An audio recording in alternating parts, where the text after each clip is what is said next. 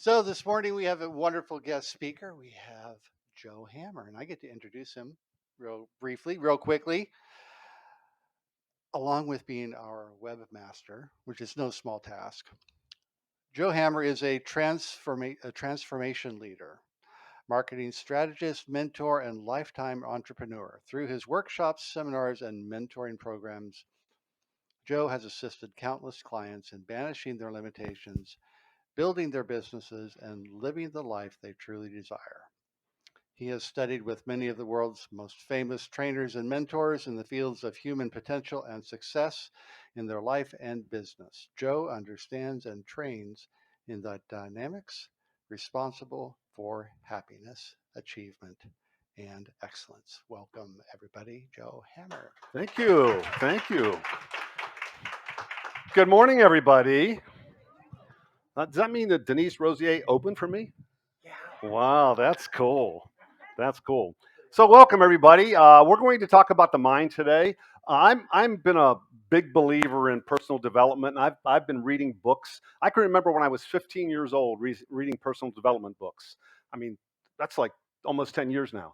And why isn't my slides working? Hold on a second.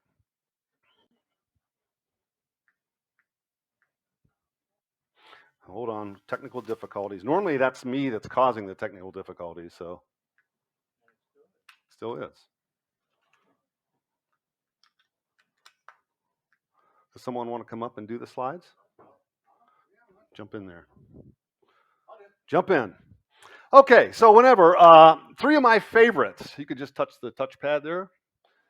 Three of my favorites are Psycho-Cybernetics, Strangest Secret, and Think and Grow Rich. Touch again. Think and Grow Rich, for those of you who didn't know, that's where the secret came from. Think and Grow Rich. These were my favorite books. There's many others, but those were my favorites. And as you know, they're all talk about the law of attraction. And the law of attraction, as you know, I'm talking to the choir here, it could bring you bad or negative, and it could bring you good or positive.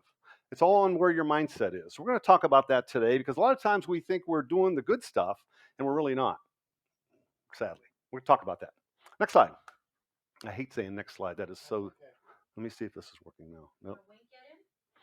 No. He'll take it wrong, and then we'll have a whole nother problem. That's not going to work. So all of our beliefs, I call this the Mindberg. I want you to imagine this as a iceberg is the Mindberg. Our self-limiting beliefs are many times below the surface of our consciousness. We give a lot of attention to our consciousness.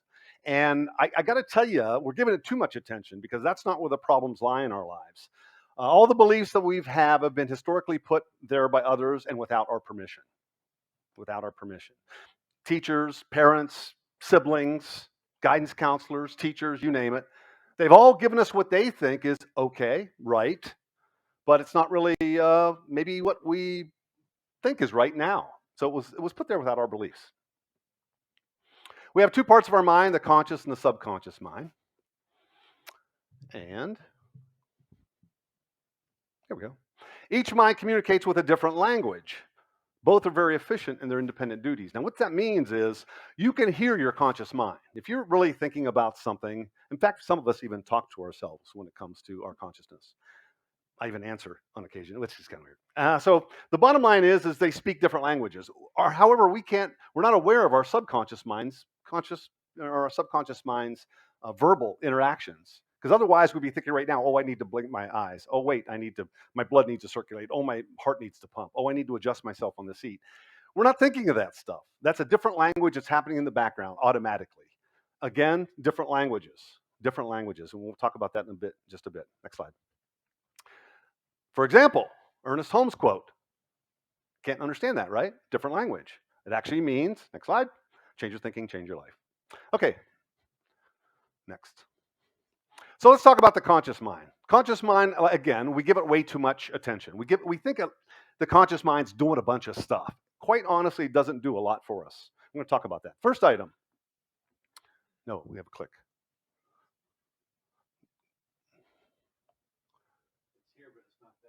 It's here, but it's not there. You can't use the side one. You got to use this one. Yeah. Use click here. There you go. Click. There we go. Let's give Lee a hand. Hey. Evidence of a misspent youth. So in the conscious mind, there's a variety of things. Number one, it's analytical and it's critical.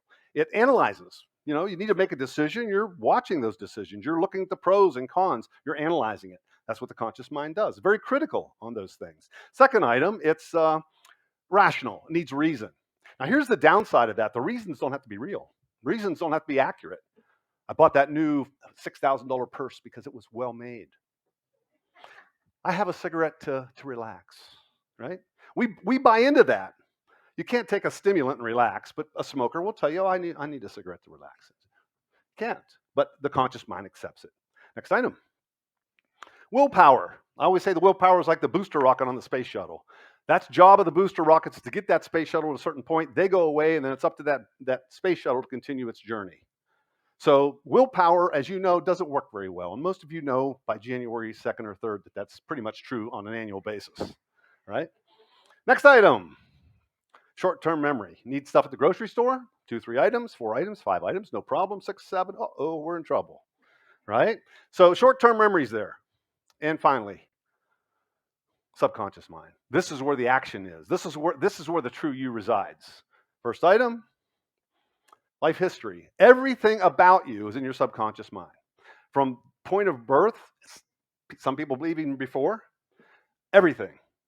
You were born an open slate and everything, an empty slate, and everything added life programming as you went through. Powerful, powerful stuff. Next item. It's non-analytical. It's automatic. The subconscious doesn't analyze. It just reacts. It just reacts. That's why you're in a movie theater and your feet are stuck to the floor because somebody spilled a Coke and you cry in the theater. You cry at the actors. What? Why should I do that? These are actors. Also, long-term memories reside there. Again, you're an unwritten slate. All the memories reside in your subconscious.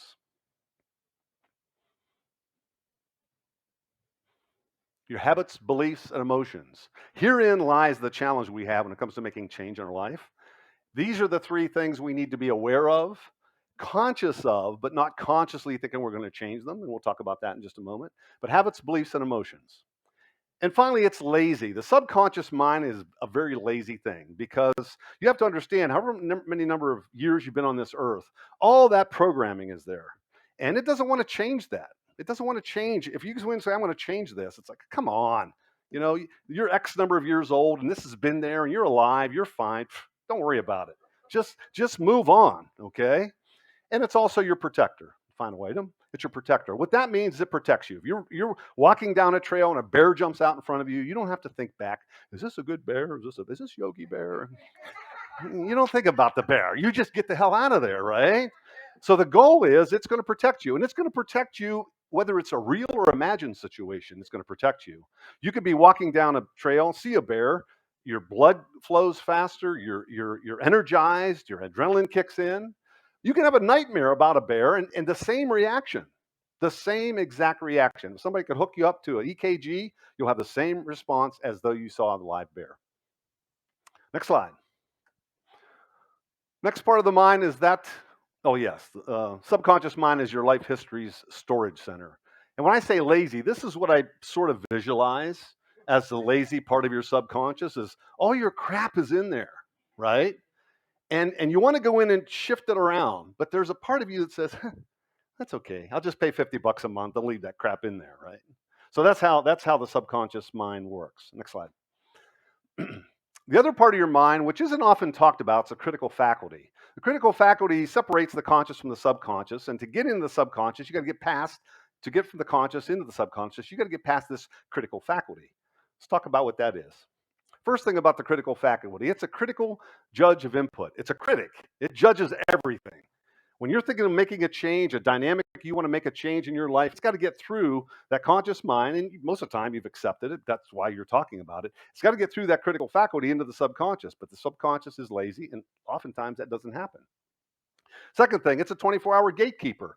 It's working 24 hours a day, 7 days a week, protecting you, protecting what's in your subconscious mind, your beliefs, your habits, emotions. It's lazy. Just like the subconscious, it doesn't like to. I always say it's like a gatekeeper or a security guard in the front of your storage shed. You want to go in there and you want that chair that's clear in the back, the fake leather one. And that subconscious is, the security guy says, hey, listen, come back later. We got other things to do. So it's very lazy. And finally, it's lightning fast. It is so fast, you don't even have to think about it. I'm going to show you how fast it is. Give me a click and look at this red dot. That's how fast the subconscious works. The critical faculty already has in place your color palette. You didn't have to go think back. Oh, let's see. When I was in first grade, I always thought that was blue, but no, he says it's red. I said, no, you're not thinking of any of that. Your subconscious connections are made.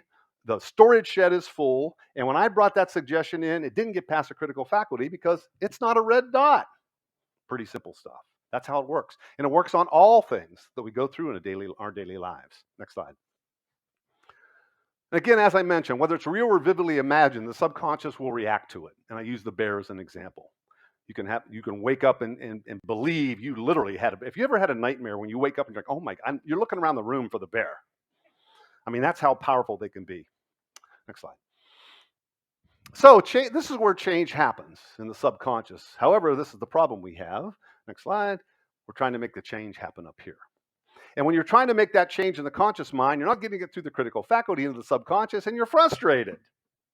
Doesn't mean that the law of attraction doesn't work. It simply means you're barking up the wrong tree. It's plain and simple. We're going to talk about how to bypass that. This is a good statement. False generalizations and conclusions based on historic events are difficult to correct because they are in the language of the subconscious. When I put that quote up of Ernest Holmes in Chinese, you couldn't read it.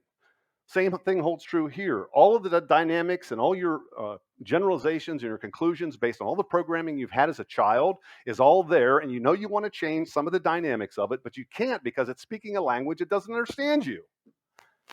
Pretty powerful stuff. We're going to talk about how to bypass that. So our reality is comprised of three primary things: perceptions, beliefs, and experiences. My beliefs may be different than yours in a given situation. My perceptions may be different than yours in a given situation. And my experiences may be different than yours in a given situation. So how are we supposed to mesh and all agree on everything? It's difficult because we all have different backgrounds, diverse. All of the stuff in our storage shed from way back, they're different from one another. So let's talk about each of these. First is perception. We experience things through life's filters. If you think about it, we're all experiencing stuff based upon our past experiences. Simple as that. We think we're basing we're all in the same boat here, but we're really not. We're really not. We're all experiencing stuff based on our perceptions. Next slide.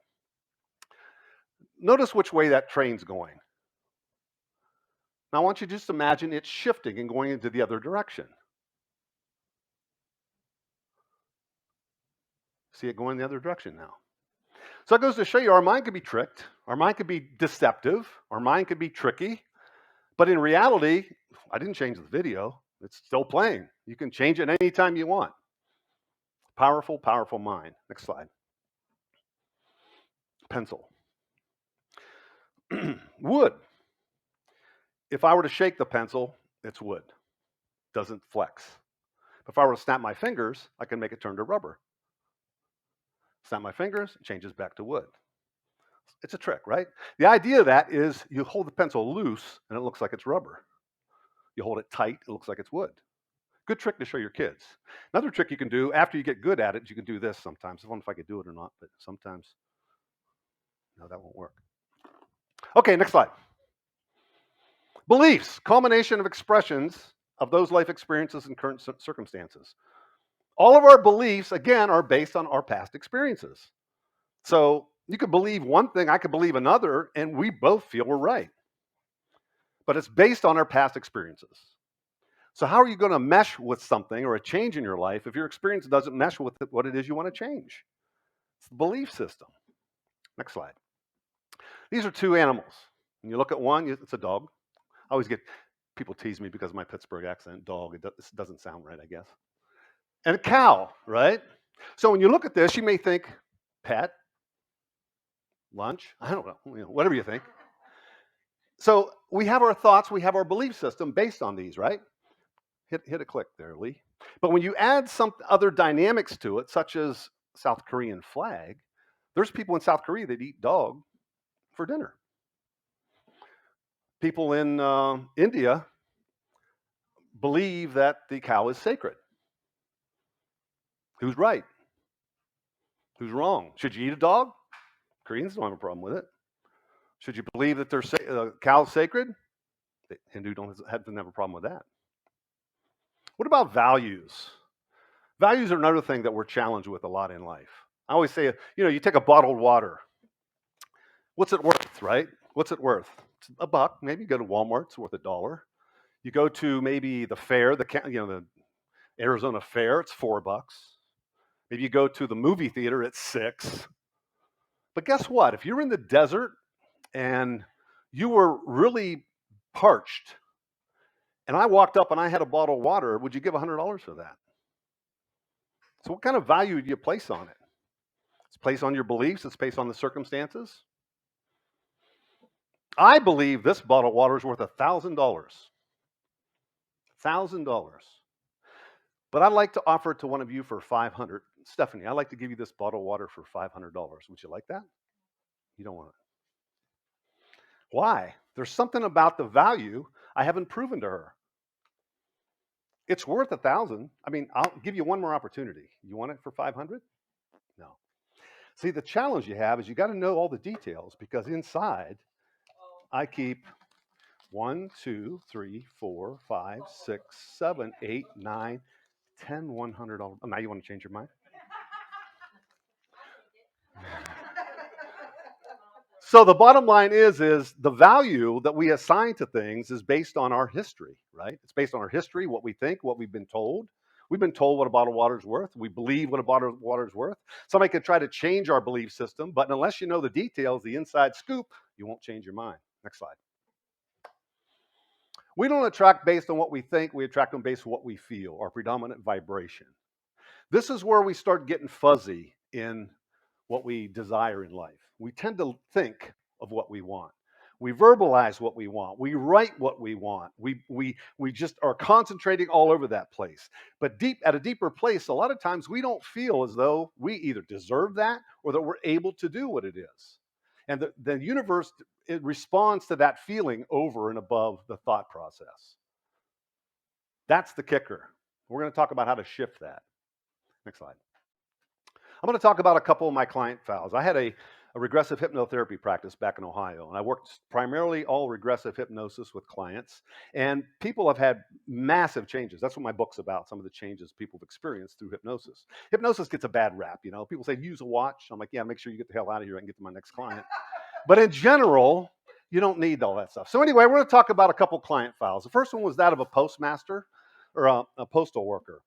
This lady worked in the post office. She did great. She was well liked. She was energetic. Everybody loved her.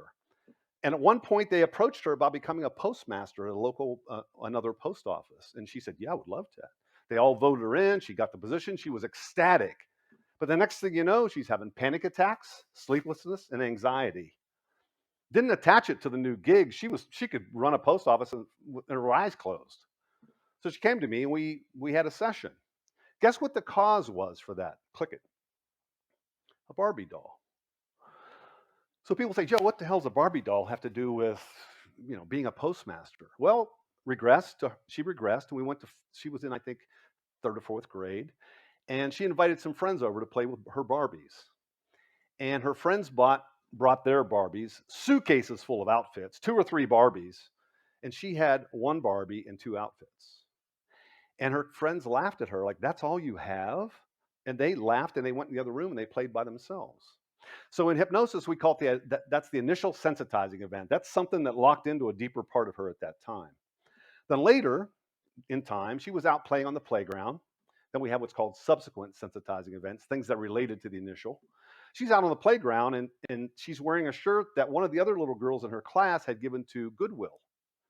And they called her out on it. Oh, that used to be my shirt. Mommy gave that to Goodwill. And they were all laughing.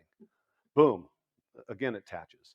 And what happens once that energy starts, it's almost like a guidance system. You start picking up on that in all aspects of your life. And next thing you know, you're challenged. So what happened? She didn't feel she deserved that position as a postmaster.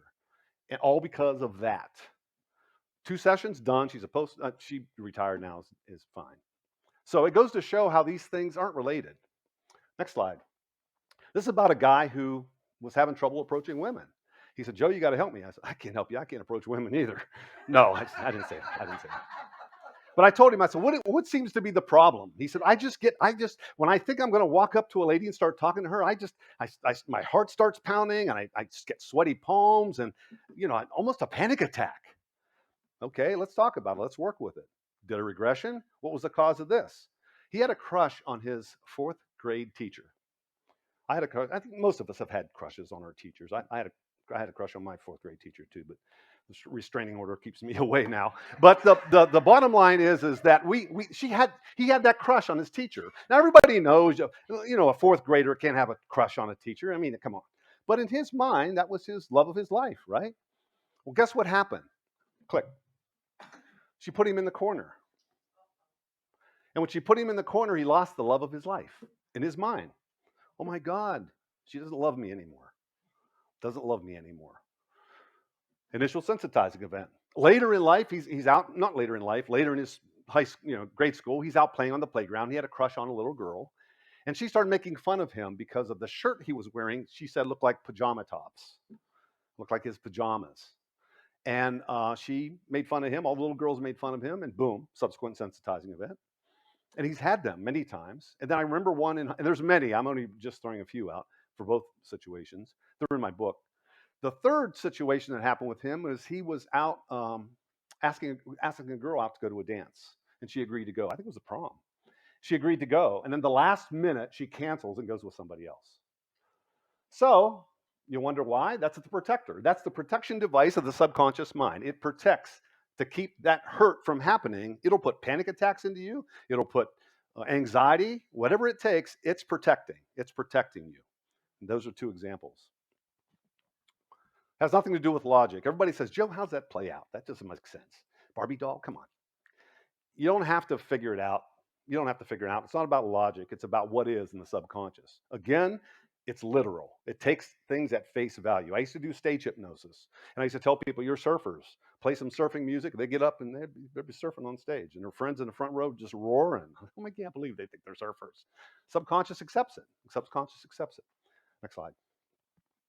So forget the how. A lot of people want to know the how. They want to figure out the logic behind it. You don't need to do that. Just understand the process and how it works. When you get in your car, you see this. Gear shift, right? Bunch of numbers and letters on there, but basically all you need to know is D and R, right? I either hit D and I go forward, I hit R and I go backwards. That's all you need to know. But behind the scenes, you got this very complicated piece of equipment called the automatic transmission. That is doing all the work. Now, unless you're driving a standard where you're putting it from gear to gear, that transmission is doing all the work for you, and you don't even understand it in the least. It knows that when you're slowing up to bring those gears into place and slow that car down and put it in first gear, then when you take off, it knows to move it up from first to second to third to move forward, and you're slowing, and it's managing it the whole time. All you know is DNR. That's all you need to know. Next slide.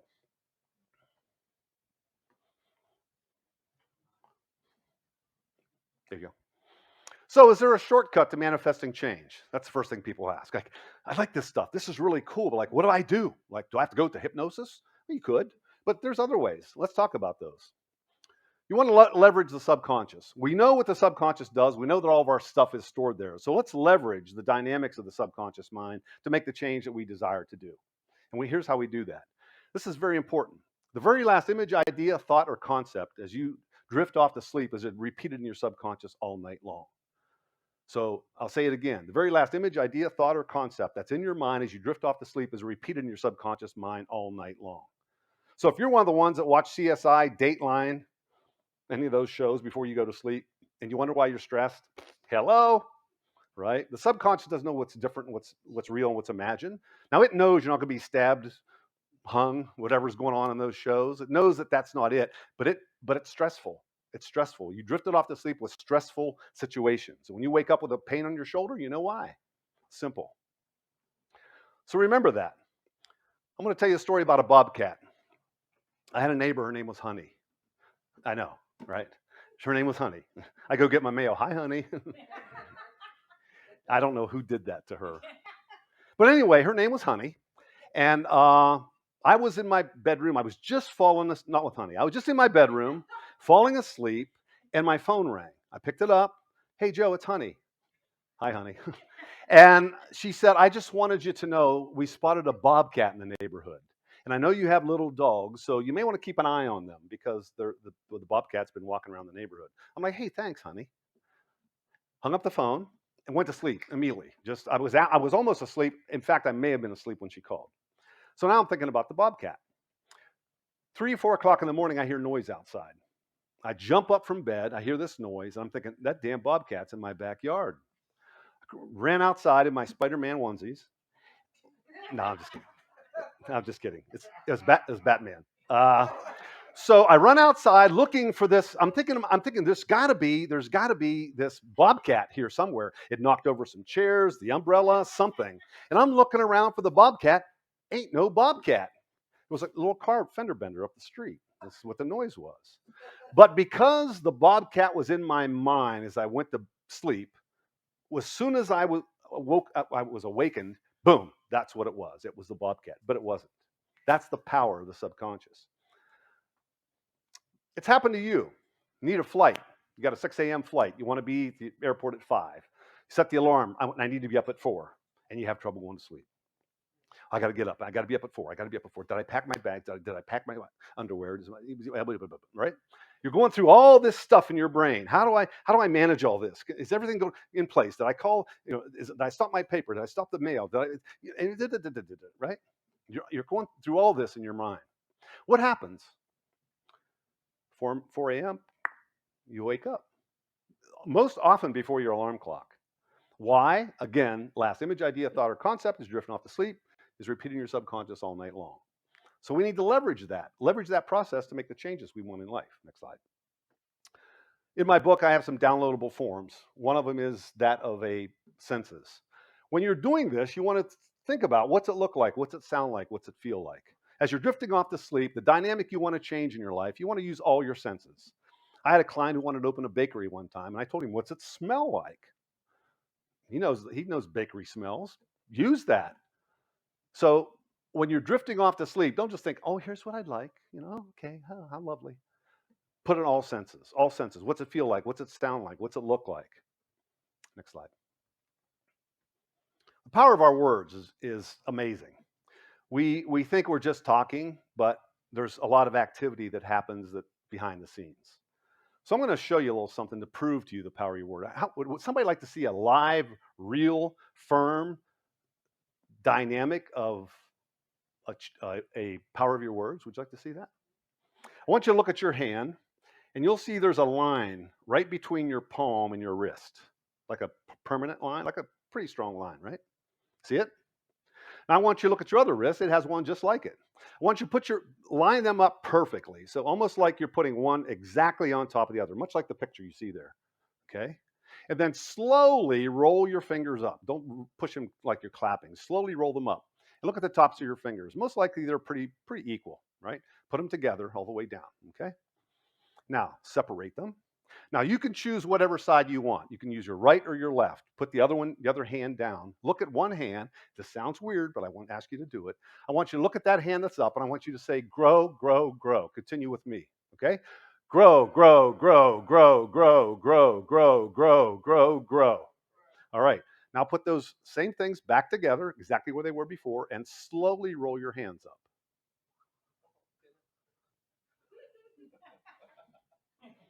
Ain't no trick behind that one. I don't use that any other way in my life, just my hands. Okay, good. Let's go to the next slide. This is church, right? Okay, good. So as you know, we always like to practice the principles, right? We always want to practice the principles. And we're going to do that today. So first item, number one, be conscious. There's two ways we can respond to something. We can respond or we can have a reaction. Respond is something like, you want to go to lunch? Yes, I'd love to. It's just a response. But if you're having a reaction, something that's a little bit kind of juicing you up in some way, be comparative of that. Understand the difference between a reaction and a response. Next one. Question the reaction. What's the source of that reaction? Sometimes you know what it is. Other times you don't, because it's buried down in the subconscious from old programming. You don't really know, but brainstorm a little bit. What's causing this? And sometimes you can come up with it. not important if you don't, but it's something that you can take a little time with and you can discover it. Reframe it to what you desire. When you find that reaction to be negative in some fashion, what's the other side of that look like? How would you like to see that response be? That's what you want to be concentrating on. Not, I don't want this anymore, but instead, I want this. I want this. What's it feel like? What's it sound like? Taste like? Look like? What happened? All right. Okay. Reframe it to what you desire. Yep. One more. Reprogram your mind while you sleep. When you drift off to sleep, the very last image, idea, thought, or concept is repeated all night long. Use that. Use that.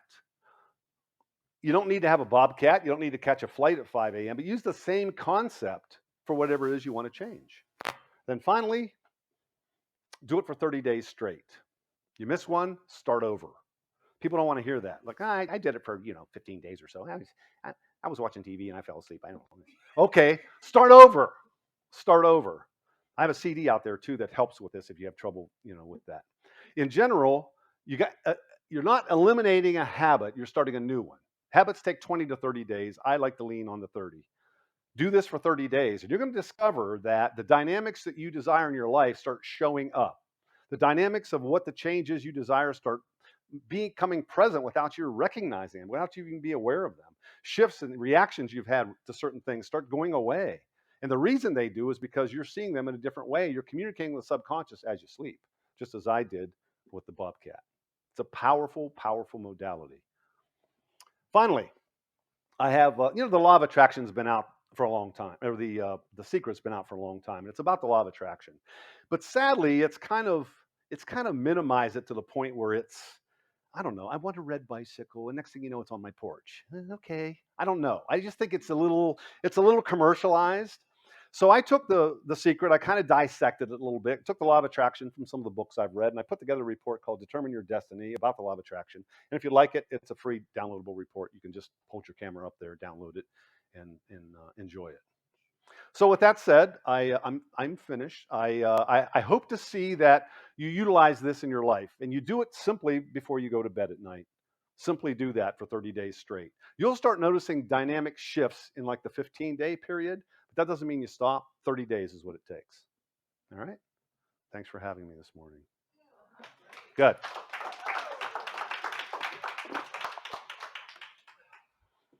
Thank you, Lee.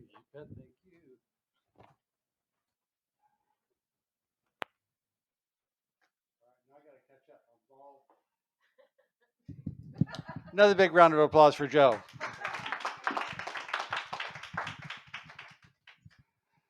All right.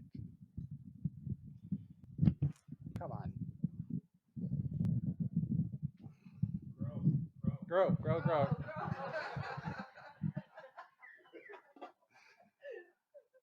All right, where are we? There we go. Now I'm standing right here. Great. Find out where we are. Oh, there we are. Okay, let's take all these wonderful ideas inside and put our principle to practice and do a little spiritual mind treatment, a little affirmative prayer. So as we turn within, let's take a breath. And we know together that it is in spirit and God that we live and move and have our being, and it in us. It is the divine idea, the divine source of our being. It is love and light and joy. It is peace and prosperity, health and wholeness. It is all this and so much more. And we begin by just feeling grateful. Grateful for this time we share, grateful for the wondrous growth in and through and around each and every one of us. We look out into this world and we see love. We see joy. We see health and wholeness. We see prosperity. We see all the good that is already ours. And we are grateful for each other. Grateful for this time that we share each and every week, knowing that even when we are away from this place, out in the world, that we are truly connected, not just with each other, but with each and every individual we see. There is only one. each and every one of us an individualized expression of God, of Source, of Spirit. And so we are grateful for this time we've had this morning, grateful for Joe's message, grateful for the presence of each and every one of us. And we go forth into this day, into this week, and into the world, knowing that all is well and that life is good and very good as each and every one of us. And so we say together, and so it is.